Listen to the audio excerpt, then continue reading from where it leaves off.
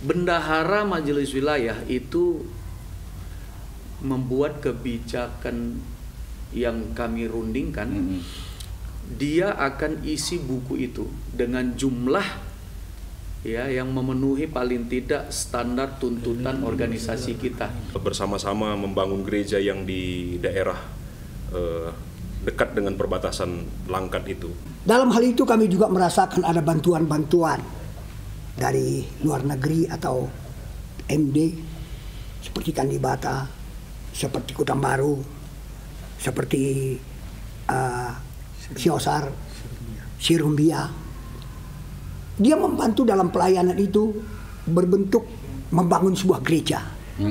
Gereja itu ya bukan besar tapi layak dihuni dalam hal melayani pekerjaan Tuhan dan beribadah kepada Tuhan.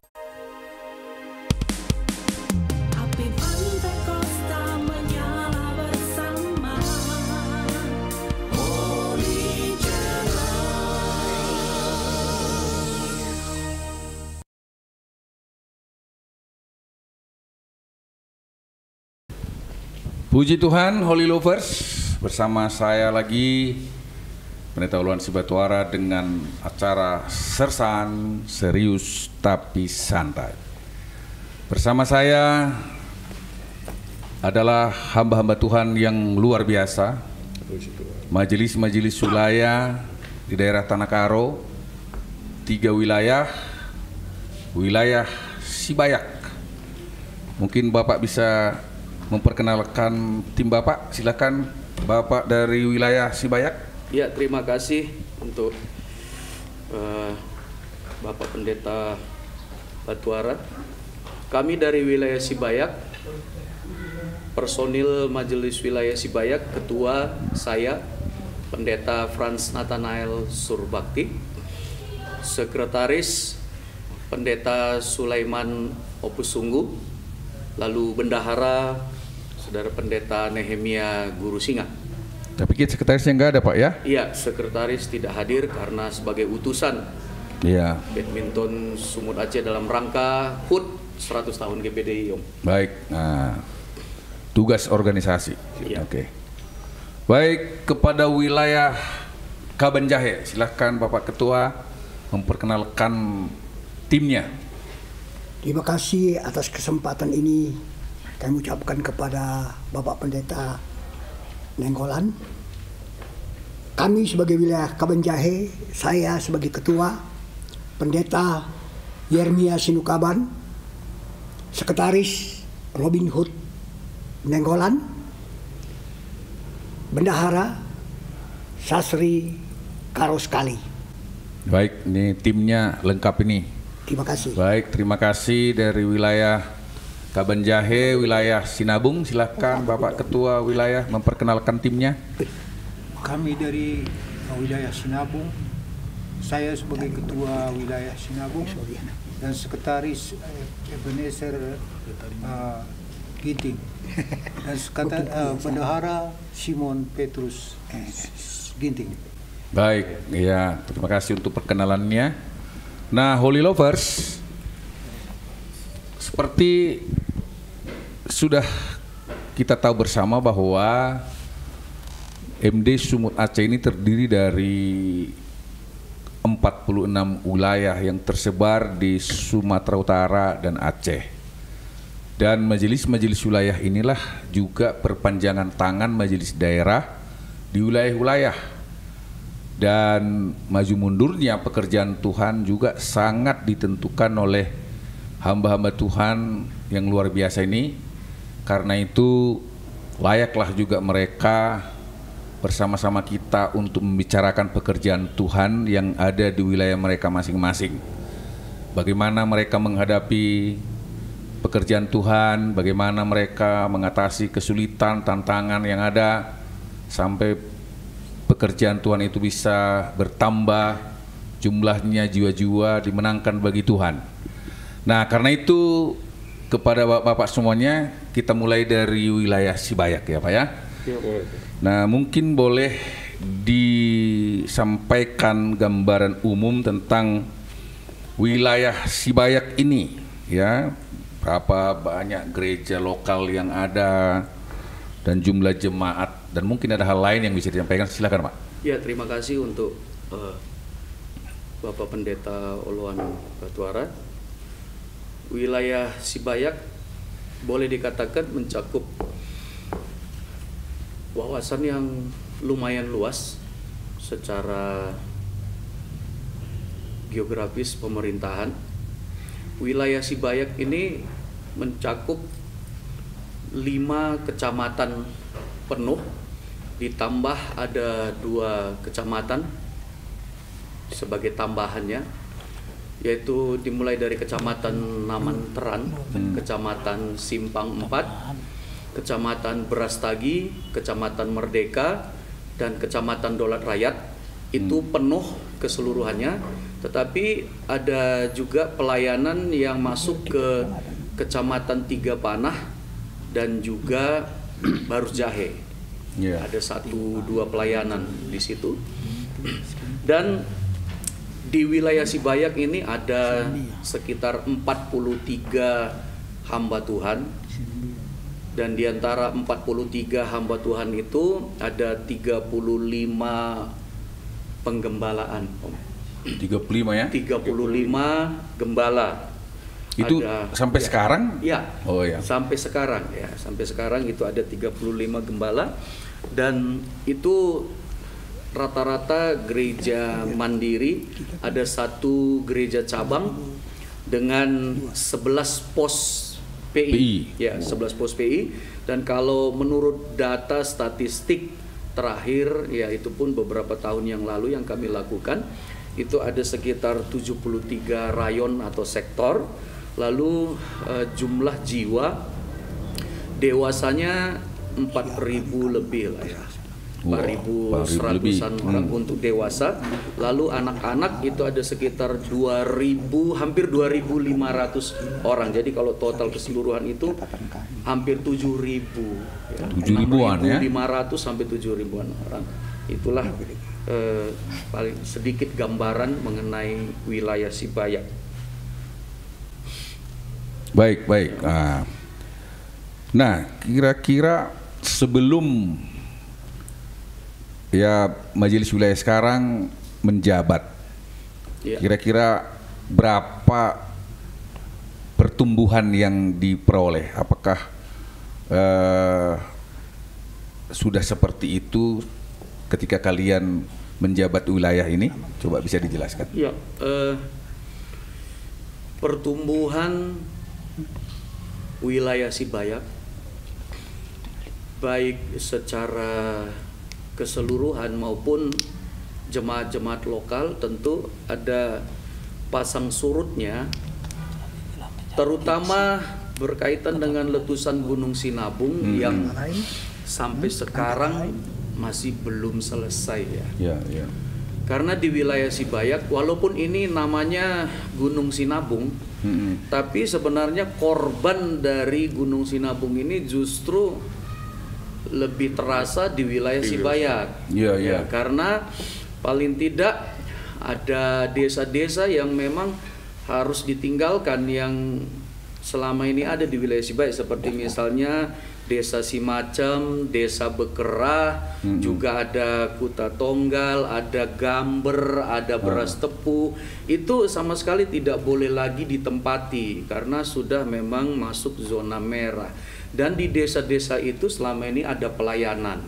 Jadi pelayanan itu tentu saja sudah harus dihentikan, dan ada beberapa penduduk desa, dan termasuk di dalamnya itu Om, itu kan anggota jemaat GPDI. Mau tidak mau mereka harus pindah. Misalnya relokasi itu ditentukan pemerintah di Siosar. Nah, Siosar ini masuk dalam wilayah Kabanjahe. Itu masuk dalam wilayah Kabanjahe. Artinya mereka ini berpindah jadi wilayah Kabanjahe ya? Jadi mau tidak mau ada beberapa, dan bukan cuma wilayah Kabanjahe juga, ada yang ke wilayah BSP. Jadi dalam hal ini tentu saja Om, kalau berbicara kuantitas ya, tentu wilayah Sibayak mengalami penurunan kuantitas akibat dari letusan Gunung Sinabung. Ya, masih segar di ingatan kita bagaimana awal-awal Gunung Sinabung itu meletus dan banyak jemaat-jemaat di Tanah Karo, berarti di wilayah termasuk Sibayak ya. Ya. Walaupun itu tadi Gunung Sinabung, tetapi Sibayak juga yang menderita gitu ya. Ikut. Jadi kira-kira ada berapa gembala itu yang kemarin yang jadi korban itu, Pak? Pengertian korban di sini apa kira-kira nih, Om? Artinya, harus tinggalkan tempat pelayanan kah? Kalau harus tinggalkan pelayanan, kita anggaplah itu jadi korban dulu ya, nggak harus meninggal dulu. Ya. Harus meninggalkan pelayanan, harus pergi tempat lain, itu kan satu hal yang berat sebenarnya itu. Oke. Memang kalau berbicara korban jiwa, ya puji Tuhan, hamba Tuhan kita GPDI tidak ada. Iya, ya. Tapi yang paling terasa itu adalah kalau berbicara korban, kita pakai istilah korban dalam hal pelayanan. Ya tadi saya sudah sebutkan, misalnya hamba Tuhan yang selama ini di desa Simacem Bekerah, tentu mau tidak mau ya harus tinggalkan pelayanan. Juga ada hamba Tuhan di Gamber, Sukanalu, dan juga Beras Tepu. Itu desa itu tidak boleh lagi ditempati, tentu harus tinggalkan pelayanan.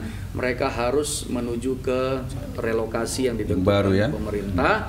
Juga ada pelayanan yang sebenarnya bukan termasuk daerah aman, seperti misalnya ada 3 Serangkai yang masyarakatnya banyak yang ada di luar, tetapi hamba Tuhan yang sudah sempat bangun gereja dan hampir selesai, Om, itu tidak sempat ditempati karena sudah masuk zona merah, jadi tidak boleh ditempati. Nah gitu itu ya. kalau kita berbicara korban ya seperti itu. Ditambah tentu saja kalau berbicara korban ya, kami berbicara wilayah Sibayak, tentu wilayah Sinabung dan yang lain-lainnya juga akan merasakan itu. Berkaitan dengan letusan Gunung Sinabung ini, rata-rata memang hamba Tuhan yang dekat dengan Gunung Sinabung itu ya terus-menerus terdampak paling tidak oleh abu vulkaniknya ya. Debu vulkanik. Iya. Nah, itu. Selain bantuan pemerintah, saya ingat pada waktu itu dari Majelis Daerah Sumut Aceh juga, kalau tidak salah juga ada bantuan ya yang langsung kepada hamba-hamba Tuhan itu. Iya. Baik, kita ke wilayah Kabanjahe dulu ya, masih pertanian yang sama. Gambaran umum pelayanan di wilayah Kabanjahe ini, kemudian berapa jemaat, berapa gereja. Nah, silakan Pak. Terima kasih kami ucapkan kepada Bapak Pendeta Batuara. Terima kasih Pak. Kami sebagai ketua wilayah trio Ya. bekerja dalam pelayanan pekerjaan Tuhan selama diemban di dalam hidup kami, dalam perkembangan ataupun keadaan situasi. Pertama dulu keadaan, semua bisa dikatakan dalam daerah kami atau wilayah kami penduduknya pertanian. Bisa dikata 90% pertanian.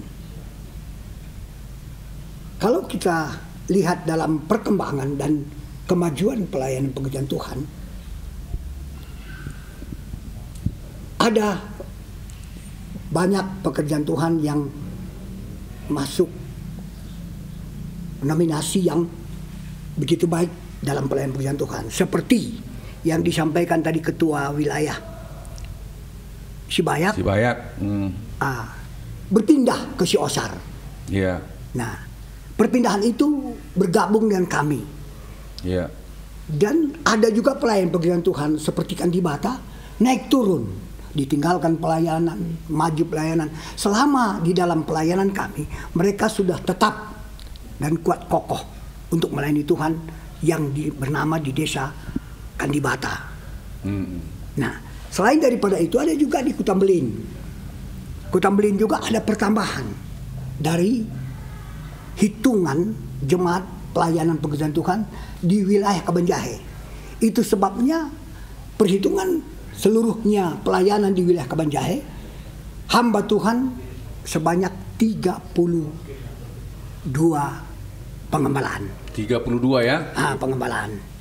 Dalam hal itu kami juga merasakan ada bantuan-bantuan dari luar negeri atau MD seperti Kalibata, seperti Kutang Baru, seperti Siosar, Sirumbia. Dia membantu dalam pelayanan itu berbentuk membangun sebuah gereja.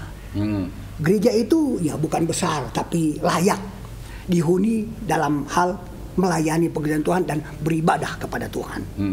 Sebab itu kami merasa puas dan bangga karena ada kemajuan-kemajuan tertentu. Sebab itu kalau soal perhitungan jadi dari umat itu sekretaris nanti yang tunjukkan. Oh iya.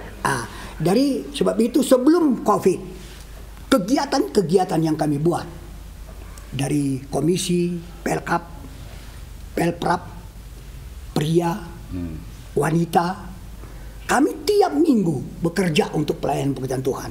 Itulah membuat kami lebih maju dan bertambah. Sehingga apa kebutuhan hamba-hamba Tuhan dalam hal hari Natal, kami sanggup memberi suatu hadiah-hadiah Natal bagi tiap-tiap hamba-hamba Tuhan. Berarti kalau ada acara Natal, wilayah itu selalu memberikan bantuan-bantuan hadiah-hadiah gitu kepada gembala-gembala, begitu Pak ya? Betul. Ya. Dari itu kami hamba-hamba Tuhan sering membuat retreat. Jadi dalam retreat itu kami komunikasi di antara hamba-hamba Tuhan hendak kemana pergi untuk memajukan pekerjaan Tuhan. Yang paling susah bagi kami untuk melanjutkan pekerjaan yang kami sudah sampaikan ini adalah karena COVID. Karena COVID stop menurut pemerintah atau protokol kesehatan, ya ditunda.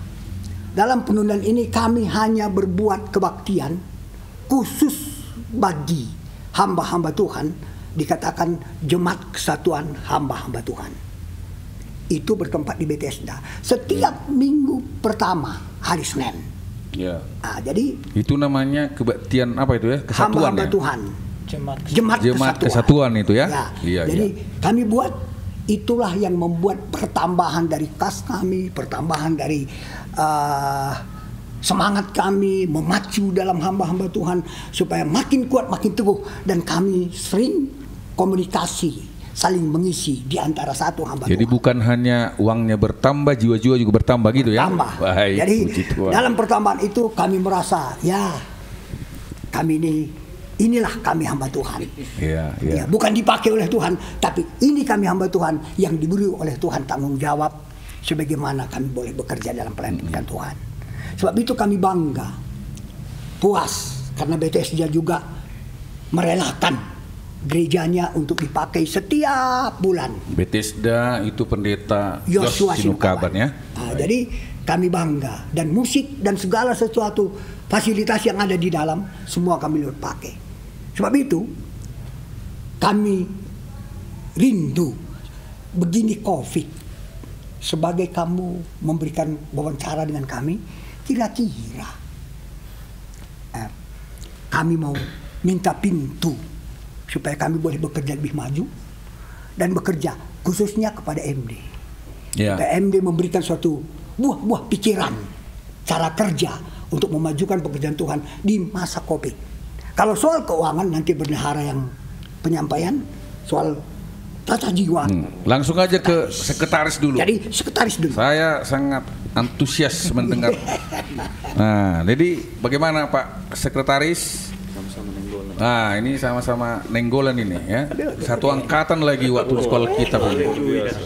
Ya, terima kasih Pak Uluan untuk melengkapi yang sudah disampaikan oleh Bapak Ketua Majelis Wilayah kami tadi. Di wilayah kami disebut wilayah Kabanjahe, terdiri dari 2 kecamatan full, yaitu Kecamatan Kabanjahe dan Kecamatan Munte, Ya. plus beberapa desa di luar kecamatan, antara lain dari Kecamatan Tiga Panah, tempat pelayanan dari Bapak Bendahara ini dan beberapa orang di sana, dan juga sebagian dari Kecamatan Simpang 4. Nah, di pelayanan kami ada 32 orang hamba Tuhan. 32 orang. Ya, 32 orang. Gembala ya. Gembala. Dan di waktu periode kami sebenarnya bukan penambahan gembala, tapi ditetapkan menjadi gembala dari cabang-cabang pelayanan telah ditetapkan oleh Bapak Majelis Daerah menjadi gembala. Akhirnya dapat jumlah 32 orang dan punya gereja 28 yang sudah gedong atau permanen. Dan selebihnya ada 3 semi permanen dan 1 masih kontrak atau karena perintisan. Jadi masih di rumah sewa atau kontrak. Dengan jumlah jemaat dari data yang sudah pernah kami sampaikan di Mukerda adalah kurang lebih 1.800 kepala keluarga atau kurang lebih 5.600 jiwa dengan anak-anak sekolah minggu. Menambah yang disampaikan Bapak Ketua tadi, untuk mendukung pelayanan kemajuan di wilayah kami masih tetap mempertahankan fungsi-fungsi yang dapat mendukung pelayanan di wilayah, termasuk masih membentuk tim PI di wilayah, walaupun semua desa di daerah kami sudah ada GPDI.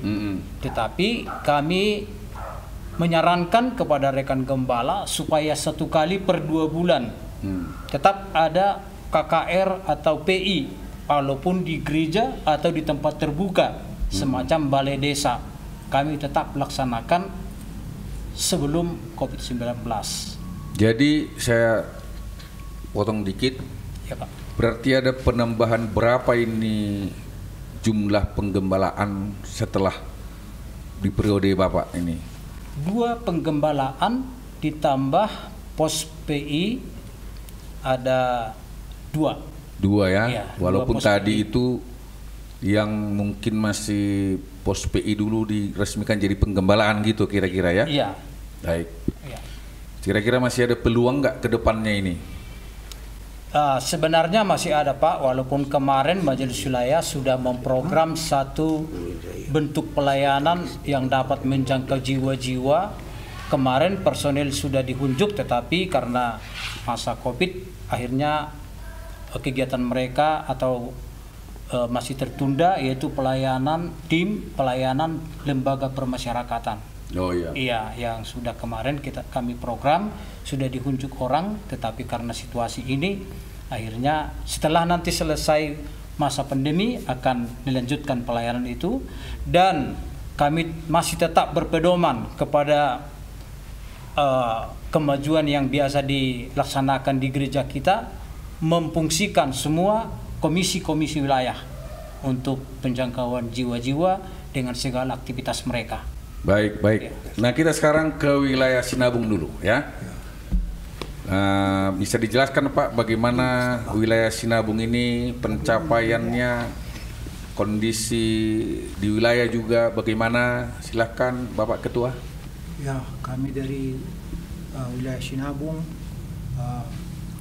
kami terdiri dari 4 kecamatan juga, Kecamatan Payung, 3 Dereket dan Buluh dan 3 Binanga. Iya. Jadi gereja lokal ada 26. 26 ya? 26. Jadi kakaknya 1144 kakak. Jumlah jiwa berkisar 3.000 lebih. 3.000 lebih ya, dengan anak-anak ya? Ya, kegiatan kami dalam setiap bulannya kami adakan juga Jemaat Kesatuan. Sama dengan wilayah-wilayah lain ya? Ya. Sekali sebulan. Sekali sebulan. Tiap hari Kamis. Minggu pertama. Ya. Dengar. Oke, ya mungkin Pak Sekretaris bisa tambah ya. Gimana termasuk pencapaian jumlah jemaat, berapa yang didapat lah dulu ya, dirintis setelah periode Bapak ini? Ya, saya melanjutkan dari yang sudah disampaikan oleh Ketua Wilayah kami di wilayah Sinabung. Dalam periode ini ada penambahan 2 gembala. 2 gembala yang sudah dilantik, jadi total 26. Dan sebelum masa Covid, begitu banyak kegiatan yang dilaksanakan baik di komisi-komisi, juga kami sudah merencanakan dalam periode ini untuk mengadakan KKR ke desa-desa yang masih jumlah jemaatnya sedikit. Sudah terlaksana, tetapi selama masa Covid ini terhenti. Dan juga di komisi-komisi pun mereka juga aktif mengadakan kegiatan-kegiatan baik di pria, wanita, pemuda, remaja, dan sekolah minggu. Jadi masa pandemi ini juga itu jalan ya? Kalau selama masa Covid ini berhenti, Om. Oh, berhenti ya? Ini berhenti. Jadi yang aktif hanya satu, yaitu kegiatan Jemaat Kesatuan. Itu pun hanya untuk gembala-gembala dan komisi-komisi. Hanya itu yang dulu dengan jalan. Jemaat, sekarang ini Kalau dulu ya. sebelum masa Covid, jemaat ada juga yang ikut. Gitu. ya. Digilir. Baik. Ya, digilir dia. Dan juga di wilayah Sinabung, ya hamba-hamba Tuhan antusias mengikuti kegiatan-kegiatan, demikian juga jemaat. Itu hal yang juga nilai positif lah. Setiap kali ada kegiatan di desa-desa, itu rame-rame di balai desa gitu, penuh balai desa itu, sehingga orang-orang juga merasa senang dengan kehadiran kita di desa-desa di mana kita adakan KKR, adakan kebaktian seperti itu. Saya waktu masih pemuda sering sekali datang di daerah Tanah Karo ini, dan salah satu daya tarik yang luar biasa yang saya perhatikan adalah kesatuan semua hamba-hamba Tuhan dan anak-anak Tuhan di sini. Kalau sudah membuat ibadah KKR di jambur itu hanya duduk di lantai, nyanyinya itu luar biasa gitu ya. Iya. Masih terlihat nggak seperti itu lagi nih di wilayah secara keseluruhan di daerah ini, Pak? Iya, khususnya di wilayah Sinabung, seperti Om juga dulu pernah sebelum masa Covid ini kan hadir di Natal wilayah. Jadi kita mengadakan Natal itu, kita atur jadwalnya supaya sebisa mungkin semua kita, baik pendeta-pendeta, gembala dan jemaat hadir. Jadi itu pun memberikan pengaruh lah, dampak. Jadi kemana kita Natal, jadi sudah diatur tanggalnya, sebisa mungkin kita hadir semua di desa manapun, kita usahakan dan kita atur seperti itu. Baik, iya. Kira-kira ada nggak faktor atau kesulitan karena Sinabung, karena wilayah kalian kan Sinabung. Tadi wilayah Sibayak bermasalah karena Gunung Sinabung. Bagaimana dengan wilayah Sinabung ini? Iya, jadi wilayah Sinabung, namanya wilayah Sinabung, khususnya di Kecamatan Tigenderket itu yang paling berdampak ya. Dan Kecamatan Payung, karena dua ini juga paling dekat dengan Gunung Sinabung. Dan juga hal yang terus menjadi was-was beberapa desa itu di Kecamatan Tigenderket, yaitu lahar dingin. Karena itu juga khususnya beberapa desa di Kecamatan Tigenderket, Desa Kutambaru, Desa Sukatendel, itu setiap kali hujan deras itu lahar dingin yang besar, dan itu juga sudah memakan korban. Makan korban ya? Iya. Dan juga ya sampai sekarang abu yang kemarin ke daerah kami tanggal 2 yang letusan besar itu yang membuat seperti gelap gulita tengah malam itu, tiba-tiba jam 9 pagi, tiba-tiba seperti tengah malam ya, itu. Sampai sekarang masih ada abu vulkanik walaupun tidak sebesar yang tanggal 2 itu gitu. Kalau saya ingat dulu faktor psikologis awal meletusnya Sinabung itu kayak ketakutan semua masyarakat. Bagaimana dengan sekarang, masih sama seperti dulu lagi nggak? Iya, memang psikologis masyarakat sedikit karena sudah terbiasa itu menganggap ya udah biasalah gitu. Tetap ada, tetapi sudah bisa mengatasi semua ya. Sudah bisa menerima, beradaptasi dengan situasi gunungnya gitu. Iya, baik. Nah, langsung aja ke bendaharanya. Nah, ini namanya Pak Simon ini ya. Gimana Pak? Keuangan di wilayah Bapak ya, perkembangan keuangan setelah wilayah ini dijabat oleh periode Bapak ini. Nah, coba bisa jelaskan dulu. Ya, terima kasih.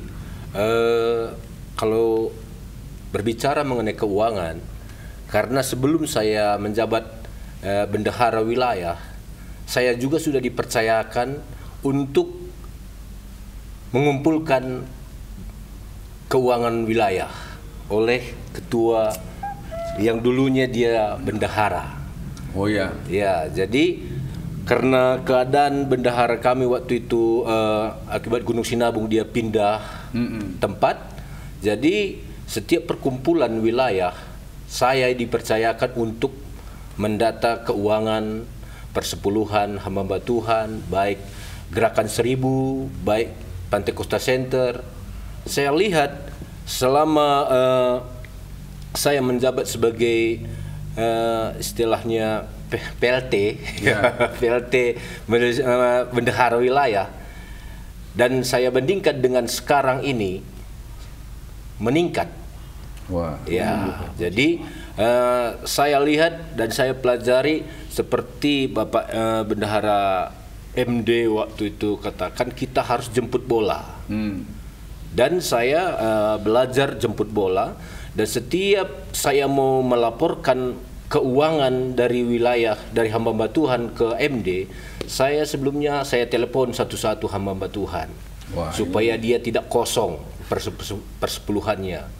Luar biasa itu ya. Jadi sampai sekarang ya puji Tuhan dari wilayah Sinabung baru bulan Januari Februari yang ada satu yang kosong.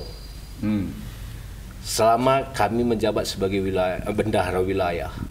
Karena saya sering juga lihat koreksi persepuluhan ya, buku persepuluhan itu banyak kadang-kadang kosong gitu ya. Iya ya, tapi di tempat wilayah Sinabung bagus ya. Ya, puji Tuhan. Dan saya lihat mengenai jumlah ya termasuk 5 besar dari Sumut Aceh. Sumut Aceh. Wah, luar biasa ini. Kadang-kadang 6 besar. Yang besar Medan Selatan dan Sibayak. Tapi kami masuk 5 besar atau 6 besar. Mungkin itu karena kita bekerja. Bukan karena banyak sana konglomeratnya Pak ya? Tadi. Hah? Bukan karena banyak sana pendeta konglomerat enggak? Wah, tidak. Kalau dilihat hamba-hamba Tuhan yang di sana semua pas-pasan. Pas-pasan. Iya. Tetapi mereka tetap memberi ya, istilah firman Tuhan, memberi dari kekurangan juga gitu ya. Luar Mungkin, biasa. hamba Tuhan di sana waktu kita jemput bola tidak ada yang kosong itu saja udah menambah ya. Ya. Jadi puji Tuhan setelah saya lihat begitu keuangan dan kita percaya setelah selesai nanti COVID ini semakin meningkat lagi. Meningkat. Padahal ini masa COVID bisa meningkat ya. Iya. Mudah-mudahan ini juga bisa menjadi pelajaran berharga bagi teman-teman Bapak bendahara di wilayah-wilayah lain Pak ya. Iya. Baik. Nah, langsung aja ke wilayah Kabanjahe. Nah, Bapak bendaharanya bersama kita juga di sini, bisa Bapak sharing tentang keuangan di wilayah Bapak bagaimana? Ya. Wilayah Kabanjahe, kalau tentang keuangan selama periode kami, keuangan itu secara jumlah itu bertambah, tapi kami Majelis Wilayah punya satu prinsip bahwa uang itu bukan untuk dikumpulkan tetapi untuk dipakai. Yeah. Tapi bukan untuk dipakai Majelis Wilayah, tapi untuk kebersamaan hamba-hamba Tuhan dan untuk menunjang pelayanan hamba-hamba Tuhan. Jadi selama kami menjabat, karena banyak gembala yang perintisan, jadi kami sepakat uang kas wilayah ditambah uang kas komisi-komisi disatukan, beli jas seragam wilayah. Setelah itu kita punya program lagi, karena komisi-komisi sering terkendala untuk mengadakan acara ibadah di Jambur. Kami sepakat untuk membeli sound system waktu itu seharga 45 juta dengan janji iman hamba-hamba Tuhan yang terkumpul sekitar 30 juta ditambah dari kas wilayah. Dan sebelum pandemi juga, karena kami melihat bahwa banyak hamba Tuhan memakai selempang yang baru, kami kompak lagi memberikan hadiah Natal selempang yang seragam. Jadi dari mana keuangan itu? Setiap ibadah komisi Pelprap, Pelprip, Pelwap, maka mereka mengadakan 2 kali persembahan, sekali untuk kas wadah masing-masing, yang kedua untuk kas wilayah. Ditambah juga dengan pengembalian persepuluhan dari hamba-hamba Tuhan yang kami lihat selama kami menjabat, persepuluhan itu tidak ada yang kosong. Ya. Karena media sangat membantu, ketika mereka belum membayar kita kirim secara pribadi, oh perpuluhannya masih kosong. Jadi mereka akhirnya sadar sendiri dan itu dapat terlaksana dengan baik. Jadi karena masa pandemi ini keuangan itu sangat berpengaruh, karena dari komisi-komisi tidak ada lagi yang masuk ke kas wilayah. Kami hanya menunggu pengembalian persepuluhan. Tapi karena kerjasama, ketika ada acara, walaupun kas tidak ada, kami tetap bersatu hati. Kadang Bapak Ketua memberikan aspirasi gimana kita buat acara, kalau masalah dana biar sama-sama kita mendahulukan. Jadi misalnya kita punya acara butuh dana 6 juta, kas mungkin minus 2 juta, tidak masalah. Yang penting kebersamaan hamba Tuhan tetap terjaga. Baik, itu satu hal yang baik, karena tujuan uang itu seperti tadi bagus juga, bukan untuk ditimbun, ditabung, tetapi untuk dipergunakan sebaik-baiknya untuk pekerjaan Tuhan. Itu satu hal yang positif, Pak. Jadi termasuk hal yang baik juga, positif ya. Dan bisa juga jadi berkat itu bagi teman-teman yang lain.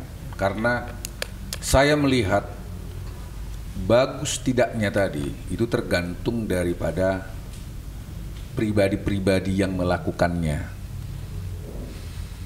MD Wakari pernah kita sharing dengan beliau, saya bertanya, Om, kekuatan GPD itu di mana? Apakah di organisasinya atau di mana? Kok bisa berkembang yang satu juga kurang? Kenapa? Di mana masalahnya? Beliau itu berkata apa? Kekuatan GPD itu ada pada dirimu, katanya gitu. Artinya pada saya. Jadi kalau mau berkembang ya saya sendiri harus berkembang. Kepemimpinan saya berkembang dan saya harus mengupgrade diri saya. Dan itu ternyata betul apa yang disampaikan beliau itu. Demikian juga wilayah ini. Tapi ke wilayah yang terakhir ini dulu apa ya, malah yang pertama, ini malah yang terakhir lagi mengenai keuangan. Tapi sebelumnya coba dijelaskan dulu tadi, masih kurang jelas bagi saya tadi, berapa gereja yang tambah sesudah di periode ini? Oke, terima kasih Om Batuara. Di wilayah Sibayak sebenarnya pertambahan pengembalaan itu ada beberapa di dalam periode kami. Ada di desa Beganding karena memang sebenarnya menggantikan, tetapi sekarang gembala baru sempat ditinggalkan dan sekarang sudah terisi kembali. Kemudian ada penggembalaan yang ada di desa Korpri, itu Pendeta Hiskia Surbakti. Hiskia ya? Ya, Hiskia Surbakti. Kemudian ada juga gereja yang berdiri, gedungnya, tapi gembala memang satu, tetapi ada beberapa cabang yang sudah berdiri gereja. Dan itu bisa kita lihat sekarang sampai perbatasan antara Karo dan Langkat itu sudah ada gereja kita. Nah, jadi semuanya ini berkat pos PI lah. Ya, pos PI, pos PI. Ini berkat kerjasama juga antara hamba-hamba Tuhan, termasuk juga Bapak Ketua MD kita juga ikut membangun pada masa itu, bersama-sama membangun gereja yang di daerah dekat dengan perbatasan Langkat itu. Nah, kalau pertambahan secara pengembalaan ini memang tidak terlalu banyak, karena kalau secara daerah itu setiap desa sebenarnya sudah ada gembala-gembala, Jadi kalau mau bertambah lagi gembala, sepertinya kalau khusus di wilayah Sibayak saya tidak tahu. Kalau wilayah Kabanjahe dengan yang lain sama.